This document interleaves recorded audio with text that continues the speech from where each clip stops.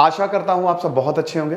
मेरा नाम है सिद्धांत अग्निहोत्री, स्टडी ग्लोस पे आपका बहुत बहुत स्वागत है। दोस्तों आज हम बात करेंगे प्लेसेस ऑफ वर्शिप एक्ट की। ओके, मैंने सोचा कि इसको आपको समझा दूं क्योंकि अब इसका भी काफी उठने लगा है, ठीक है, कि भैया इसको बदला जाए। तो ये क्या है प्लेसेस ऑफ वर्शिप एक्ट, क्यों ये इतना इंपॉर्टेंट है और क्यों इसको बदलना चाहिए, तो हम इन सब चीजों की बात करेंगे। चलिए आगे बढ़ते हैं। तो भाई ज्ञानवापी सर्वे रिपोर्ट जो है वो 2-3 दिन बाद आने वाली है। वैसे आने वाली तो कल थी, लेकिन एडवोकेट कमिश्नर ने थोड़ा सा समय मांग लिया क्योंकि अभी सर्वे पूरा नहीं हो पाया है, तो कुछ समय मांग लिया। तो अब देखिए इस पे बहुत ज्यादा बवाल मच गया है, बट बीजेपी अभी तक इस पे चुप है, ठीक है।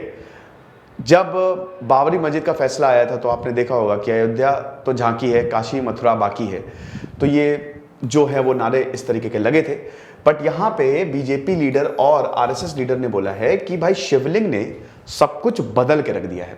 शिवलिंग एक्चुअली चेंजेस एवरीथिंग। तो अब चीजों को नए पर्सपेक्टिव से देखने की जरूरत है, नए चश्मे से देखने की जरूरत है। हालांकि हम इस पे बहुत अच्छे से बात करेंगे, प्रॉपर तरीके से इसको एनालाइज करते हैं, लेकिन उससे पहले दोस्तों एनसीईआरटी का पॉलिटी लाइव लेक्चर्स आने वाले हैं। स्मार्ट बोर्ड पे क्लासेस होंगे, आप मुझसे सवाल पूछ सकते हैं। Test series answer writing discussion 1 जून से होगा दोस्तों। MWF क्लासेस देखिए, परसों तक एनसीईआरटी कूपन कोड यूज करिए, आपको एक्स्ट्रा 25% ऑफ मिलेगा, ठीक है। फिर आप लोग बोलेंगे सर आपने एकदम से प्राइस बढ़ा दी। मैं आपको बार बार बताता रहता हूं, ओके। क्वालिटी जब इंक्रीज होती है तो थोड़े प्राइस बढ़ते हैं। कंबाइंड एनसीईआरटी ले लो, क्योंकि उसमें आपको अभी जो बाकी एनसीईआरटी सारी की सारी एनसीईआरटी अपडेट होंगी। तो कंबाइंड एनसीईआरटी में ये है कि एनसीईआरटी पॉलिटी तो आपको मिलेगी, जो ऑलरेडी परचेस कर चुके हैं उनको तो लेने की जरूरत है नहीं, उनको तो वैसे ही मिलेगा। जिन्होंने 2-300 में परचेस की थी वो तो सब उनको वैसे के वैसे ही मिलेगा। लेकिन अभी जैसे जैसे एनसीईआरटी अपडेट होंगे ना, वैसे वैसे प्राइस बढ़ जाएंगे। तो कंबाइंड सबसे शानदार रहेगा आपके लिए। तो ये जो लीगल प्रोसेस है ज्ञानवापी मस्जिद का, अभी शिवलिंग भी मिला है और वहां पे पूरा का पूरा जो एरिया है उसको सील कर दिया गया है। अजय कुमार मिश्रा हटा दिए गए हैं, एडवोकेट कमिश्नर जो थे, आज कोर्ट ने उनको हटा दिया कि भाई ये जो इंपॉर्टेंट इंफॉर्मेशन है ये लीक कर दे रहे हैं, क्योंकि मामला कोर्ट में है, अभी उनका फैसला तो आने दीजिए। तो ये सब कुछ हुआ है, लेकिन पॉलिटिकल समझिए कि पॉलिटिक्स इंडिया की हिल गई है। अब आप देखिएगा इस पे जम के पॉलिटिक्स होने वाली है, जम के हर पार्टी जो है इसमें कूदेगी।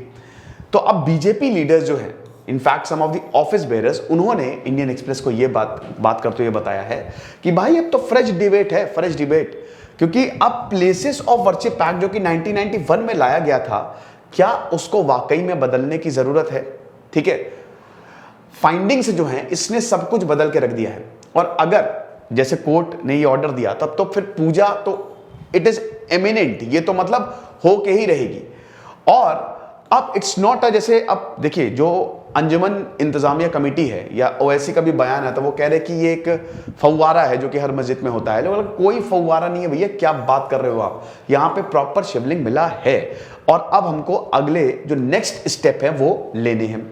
लेकिन दोस्तों क्या ये सर्वे गैर कानूनी है? अब इसके लिए हमको प्लेसेस ऑफ वर्शिप एक्ट समझना पड़ेगा 1991। ये बहुत ही ज्यादा इंपॉर्टेंट एक्ट है जो कि हमारे प्लेसेस ऑफ वर्शिप एक्ट को, प्लेसेस ऑफ वर्शिप को प्रोटेक्ट करता है। फंडामेंटल राइट है ना, आर्टिकल 25 से लेकर 28, राइट टू रिलीजियस फ्रीडम। हमारे यहां एक पॉजिटिव सेक्युलरिज्म है, ठीक है। और कुछ लोग ना इसको बड़ा ऐसे कि अरे सेक्युलर सेक्युलर, भैया सेक्युलर नहीं रहोगे ना तो खत्म हो जाओगे। पाकिस्तान बर्बाद हो चुका है क्योंकि वो सेक्युलर नहीं है। हिंदुइज्म इस दुनिया का सबसे सेक्युलर रिलीजन है, ठीक है। अफगानिस्तान खत्म हो चुका है, खत्म। देखिए कट्टरता इज वेरी वेरी डेंजरस। तो इसीलिए हमारे यहाँ पॉजिटिव सेक्युलरिज्म है। लेकिन फ्रांस में आपको नेगेटिव सेक्युलरिज्म देखने को मिलेगा। वहां पे समझिए कि पगड़ी तक अलाउड नहीं है, वहां पे कुछ भी नहीं अलाउड है। इतनी ज्यादा फ्रीडम ऑफ स्पीच है, इतनी ज्यादा फ्रीडम ऑफ स्पीच है कि कोई थी। तो इंतजामिया मस्जिद ने यह बोला था कि इस पे सवाल उठाए थे कि ये प्लेसेस ऑफ वर्शिप एक्ट का हनन है। तो सबसे पहले हम देखते हैं ये एक्ट क्या है। अब अगर इस एक्ट की बात करें तो ये जुलाई 1991 में लाया गया था। उस समय कांग्रेस की सरकार थी, पीवी नरसिम्हा राव मंत्री थे। और आपको पता ही है कि बाबरी मस्जिद विवाद चल रहा था, मंदिर वहीं बनाएंगे। उस समय लाल कृष्ण आडवाणी ने बोला था कि अगर मुस्लिम पक्ष एग्री कर जाता है तो हम अपना मूवमेंट छोड़ देंगे, हमने जो इतना बड़ा अभियान चलाया है वो हम बंद कर देंगे। लेकिन ऐसा हुआ नहीं, ठीक है, क्योंकि मुस्लिम पक्ष माना नहीं। तो 1991 में इसको लाया गया था ताकि जो जो भी पूजा स्थल है, इबादत स्थल है, उनको बचाया जा सके। उस समय सरकार का तर्क यह था। तो बढ़ते मंदिर मस्जिद विवाद के कारण इसको लाया गया था और इसमें यही है कि भाई ये मौलिक अधिकारों को उल्लंघन करने वाला बताया है। ये जो कानून है ये भेदभाव करता है। अब पहले तो हम देख लेते हैं इस एक्ट में क्या था। भाई देखो, इसमें जो हो गया सो हो गया। 1947 से पहले, 1947 से पहले जो हुआ, मंदिर तोड़ के मस्जिद बनाया, मस्जिद तोड़ के मंदिर बनाया, कुछ भी है, वो 1947 के बाद वैसा का वैसा ही रहेगा। मतलब अभी उसको आप तोड़ नहीं सकते। अब आप इसमें बोलेंगे बाबरी मस्जिद कैसे टूटा, उसकी भी हम बात करेंगे। टूटा क्या मतलब उसमें फैसला आया, उसकी भी हम बात करेंगे। तो जो रिलीजियस कैरेक्टर है, कोई भी प्लेस ऑफ वर्शिप है, अगर 15 अगस्त 1947 तक है, उसके बाद आप उसको बदल नहीं सकते। उससे पहले जो भी बना है 1947, क्योंकि भारत आजाद हुआ था, उसके बाद जैसा है वैसा ही रहेगा। There will be no conversion. ये 11 जुलाई 1991 को आया था। टोटल इसमें 8 सेक्शंस हैं। हम इसमें कुछ इंपॉर्टेंट सेक्शंस देखते हैं। तो सबसे पहले तो सेक्शन 3, भाई 15 अगस्त 1947 के बाद कोई भी रिलीजियस प्लेसेस को चेंज नहीं किया गया जाएगा। अगर मस्जिद है तो मस्जिद ही रहेगा, मंदिर है तो मंदिर ही रहेगा। सेक्शन 3 यही बताता है कि religious places shall be preserved as there on 15 अगस्त 1947। अगर 15 अगस्त 1947 तक उसका कैरेक्टर वही था, ठीक है, वो मस्जिदी था या मंदिर था, तो उसको बदला नहीं जाएगा। चाहे कुछ भी हो और चाहे ये साबित भी हो जाए कि उसको तोड़ के या उसके मतलब वो मंदिर तोड़ के बनाया था, मस्जिद तोड़ के बनाया था, ये चीज है। ठीक है, अगला सेक्शन 4(1) ये कहता है कि भाई जो रिलीजियस कैरेक्टर है किसी भी प्लेसेस ऑफ वर्शिप का, it shall continue to be the same as existent और 15 अगस्त तक रिलीजियस कैरेक्टर भी नहीं बदलेगा।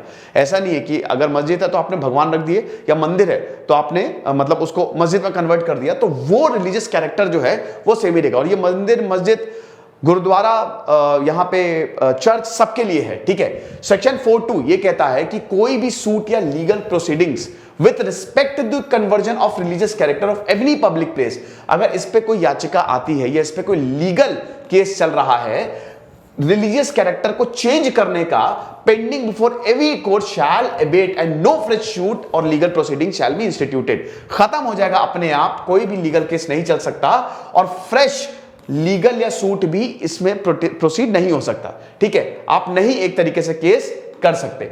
सेक्शन 5 ये बहुत इंपॉर्टेंट है क्योंकि राम जन्मभूमि बाबरी मस्जिद इसमें एक एक्सेप्शन है, क्योंकि तर्क यह दिया जाता है कि इसका जो विवाद है वो बहुत पहले से चल रहा था, 1947 से पहले से चल रहा था, इसका बहुत 200 साल पुराना विवाद है ये, तो इसको एक्सेप्शन दिया गया है।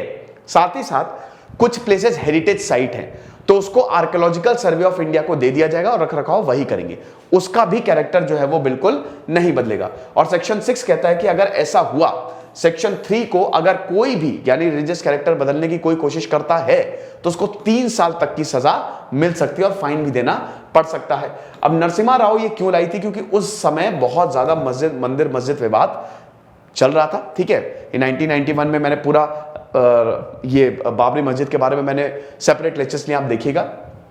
ठीक है, तो वही चीज है। अब सेंट्रल को लगा कि भाई देखो अगर इस तरीके के डिस्प्यूट जो है वो लगातार बढ़ते रहेंगे तो सिचुएशन बहुत ही ज्यादा खराब हो जाएगी, बहुत ही ज्यादा, क्योंकि भाई धर्म है, धर्म पूरे भारत को जोड़ के रखता है, तो इसीलिए दिक्कतें हो सकती हैं। तो भाई ये जो इंटेंसिटी और फेरोसिटी है ना, इसको थोड़ा सा कर्टेल किया जाए। लेकिन बात यह है कि हिंदू पक्ष का यह कहना है कि काफी ज्यादा डिस्क्रिमिनेटरी है। ठीक है, यहां पे हमारी सुनी नहीं गई है और एक ही पक्ष को करते हुए इसमें बात की गई है। अब इसमें हम देख सकते हैं कि ये क्यों जरूरी है, क्यों ये गैर जरूरी है। सबसे पहली बात है कि क्या इसमें चेंजेस करने चाहिए, कानून क्यों गैर जरूरी, पहले ये देखते हैं। भाई देखो 1192 से लेकर 1947 तक बहुत ज्यादा यहां पे आए, आक्रमण हुए, और अब जैसे बहुत उस समय काफी तोड़ा फोड़ी हुई, जैसे महमूद घोरी आया, महमूद ऑफ गजनी आया, ये बिल्कुल साक्ष्य है कि उसने बहुत सारे मंदिर तोड़ के मस्जिद बना दिए। जैसे मथुरा में, काशी में कहा जाता है कि 5,000 से ज्यादा मंदिर हुआ करते थे, तो वो बहुत ज्यादा उसमें दिक्कतें हुई। फिर उसके बाद हिंदू, जैन, सिख और बौद्ध धर्म के लोगों को संवैधानिक अधिकारों को वंचित करता है। ठीक है भाई, ये वही चीज है ना कि right to freedom of religion तो हमारा फंडामेंटल राइट है। आपने इसको लाके हमारे फंडामेंटल राइट का हनन किया है, तो ये कैसे हो गए? तो गलत है। अच्छा, अब ये जरूरी क्यों है भाई? देखो, बहुत सारे ऐसे धर्म स्थल है जहां मंदिरों की दावेदारी है। अगर पूजा कानून स्थल नहीं होता तो विवाद बढ़ता और धार्मिक उन्माद फैल सकता था, तो ये दिक्कत है। ठीक है भाई, देखो दावेदारी पेश की गई है। अब अगर आप ऐसा देखो तो भाई हर किसी के घर में अगर आप उसको इतिहास में जाओ तो कुछ ना कुछ होगा वहां पे, तो ऐसे तो सबको तोड़ना पड़ जाएगा, घर को तोड़ना पड़ जाएगा, मोहल्ले को तोड़ना पड़ जाएगा। तो दावेदारी भाई, अब इससे तो धार्मिक उन्माद फैल सकता है ना, दंगे फैल सकते हैं, यहां पे वायलेंस हो सकता है, तो वो तो सही नहीं है। क्योंकि मैंने बताया कि भाई धर्म का मामला है तो बहुत ही ज्यादा ये सेंसिटिव होता है, और ये कानून नहीं रहेगा तो काशी मथुरा में मंदिरों के लिए भी अयोध्या मामले की तरह कानूनी लड़ाई शुरू हो सकती है। ठीक है, तो ये भी चीज है कि मतलब फिर समझिए कि हर के लिए कानूनी लड़ाई शुरू हो जाएगी। तो ये दो पॉइंट्स हैं। फिलहाल आप ये समझिए कि ये जो एक्ट है इसमें अमेंडमेंट होगा नहीं होगा। बीजेपी या और लीडर्स बोल रहे हैं कि भाई देखो, ये भगवान ने नहीं बनाया था एक्ट, ये पार्लियामेंट से बना था, तो अब इसको बदला जा सकता है। लेकिन ये भी बिल्कुल बात सही है कि अगर फिर ऐसा होगा ना, क्योंकि अभी देखिए बहुत सारी मस्जिदों पे विवाद चल रहा है। कॉन्स्टिट्यूशनल वैलिडिटी को हम देख लेते हैं लास्ट में, ये 1991 कि भाई देखिए आज तक इसको कभी भी चैलेंज नहीं किया गया है, क्योंकि खाली एक ही विवाद था, बाबरी मस्जिद। हालांकि ज्ञानवापी का भी बहुत पहले से विवाद चल रहा है, बहुत ज्यादा पहले से। तो बाबरी, अब इसमें यही बोला कि बाबरी मस्जिद की जगह इसको भी एक्सेप्शन दी जाए, तो ये वाला विवाद बहुत पहले था। उसके अलावा अभी तक देखिए हिंदू भी सही से रहे और मुस्लिम भी सही से रहे, दोनों ही भाई भाईचारा बना रहा, तो कोई प्रॉब्लम खास हुई नहीं। मतलब आज तक इसको ऐसा चैलेंज नहीं किया गया कि भाई जो है सो है, कोई दिक्कत है नहीं भाई, आप भी बढ़िया से ईद मना रहे हो, हम भी दिवाली मना रहे हैं, तो क्या ही दिक्कत है, सब अच्छे से रह रहे हैं। लेकिन अब दोस्तों ये तूल पकड़ता जा रहा है।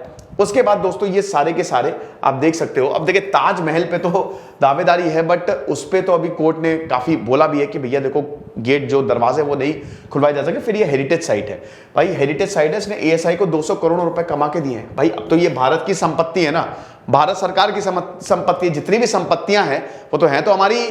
ठीक है, तो ताजमहल एक तरीके से समझिए कि 200 करोड़ रुपए तो इसमें, लेकिन ये सब विवाद है जो अभी चल रहे हैं। ठीक है, तो अब ये अमेंडमेंट होगा नहीं होगा ये तो वक्त ही बताएगा।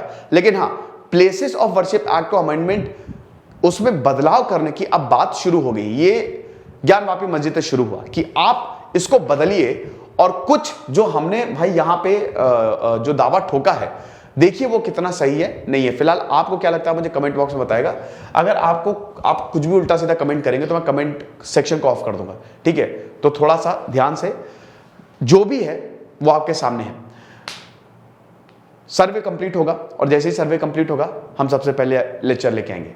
तो ये मेरा ये प्लेसेस ऑफ वर्शिप एक्ट पे आज बहुत ही शानदार एडिटोरियल छपा है इंडियन एक्सप्रेस में, तो मैंने सोचा कि ये आपको पता होना चाहिए। ये जीएस पेपर 2 के लिए भी बहुत ज्यादा इंपॉर्टेंट है, इनफैक्ट पेपर 2 पेपर 3 के लिए भी बहुत ज्यादा इंपॉर्टेंट है। तो ये अच्छे से पढ़ के जाइएगा, क्योंकि इस बार मेंस में सवाल 110% बनेगा। ठीक है, और इसी तरीके का एनालिटिकल सवाल बनेगा, क्योंकि आपको जब भी आपसे सवाल पूछा जाएगा ना, तो आपको लिखना है कि क्या इसके प्रॉस क्या और इसके कॉन्स क्या हैं, कानून को क्यों बदलना चाहिए और क्यों नहीं बदलना चाहिए, और फिर आपको कंक्लूजन लिखना है। ओके, फिलहाल हमारा एनसीईआरटी पॉलिटी का कोर्स जरूर अवेल करिए। खुश रहिए, पढ़ते रहिए। दिस इज सिद्धांत अग्निहोत्री साइनिंग ऑफ।